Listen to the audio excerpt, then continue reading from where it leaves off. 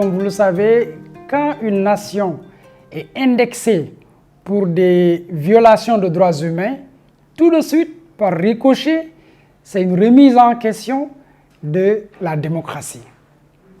Parce que comme vous le savez, quand on parle de droits humains, le plus souvent, les gens y pensent aux droits politiques. Alors qu'au-delà des droits politiques, il y a les droits économiques, sociaux et culturels. Maintenant, j'en reviens effectivement à ce petit bilan que je veux faire pour dire tout simplement que ce qui a plus reculé, c'est d'abord les libertés individuelles et collectives. On a constaté que depuis l'avènement de l'alternance, disons la première alternance en 2000, on nous avait beaucoup promis de liberté d'expression, de liberté de presse, et on a vu au fil des temps, ça a diminué. Qu'est-ce qu'on constate de plus en plus avec cette deuxième alternance?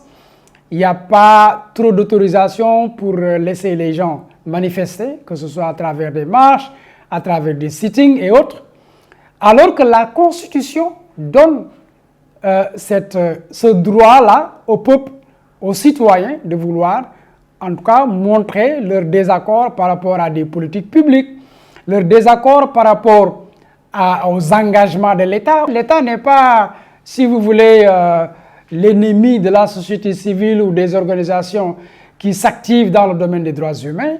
L'État est un partenaire parce que l'État est là pour la société, pour le peuple, pour les citoyens, autant que ces organisations dites de droits humains qui aussi s'activent pour le respect des droits économiques et sociaux.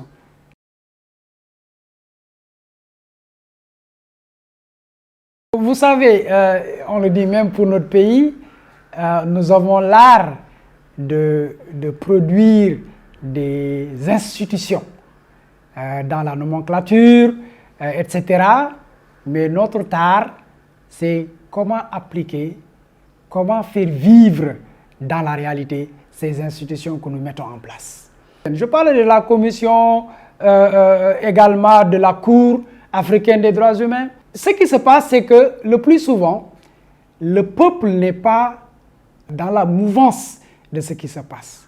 C'est comme si c'est une affaire de chef d'État, une affaire de ministre des Affaires étrangères, une affaire de ministre de la Justice.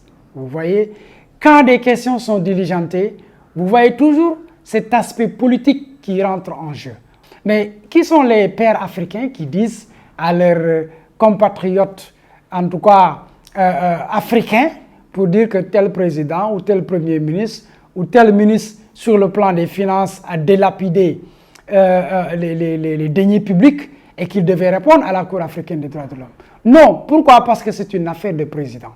Et moi, je pense que les institutions sont là, mais pour que les institutions puissent devenir des institutions fortes, il faut qu'il y ait des personnes fortes pour les incarner, parce que ce ne sont pas seulement des bureaux et des murs.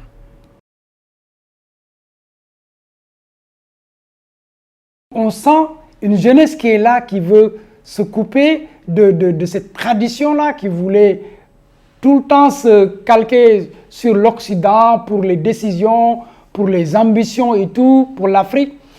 Et il y a une classe qui est là pour manipuler une certaine partie de la jeunesse, pour leur donner de petits avantages. Et c'est à cette jeunesse africaine-là que je lance un appel. Qu'ils ne se laissent pas berner par les jouissances de l'État ou tout ce qu'on peut leur promettre, mais qu'ils se remettent en question en se disant: nos parents ont connu l'esclavage, nos parents ont connu la colonisation. Plus jamais ça. Aujourd'hui, on se dit indépendant, mais on ne l'est pas vraiment. Je le lance aussi à la société civile. Mais je dis aux Africains, surtout aux jeunes, il faut être serein et prendre notre destin en main en restant patriote. Le patriote, ce n'est pas celui qui dit à l'autre, oui, est-ce que tu peux faire ça pour moi? Ou bien pour dire, je sais que quelqu'un va le faire. Le patriote, c'est celui qui se lève et qui va faire. Parce qu'il sait que c'est pour le bien commun. Parce qu'il sait que c'est pour la génération à venir. Parce qu'il sait qu'il le fait pour des leaders.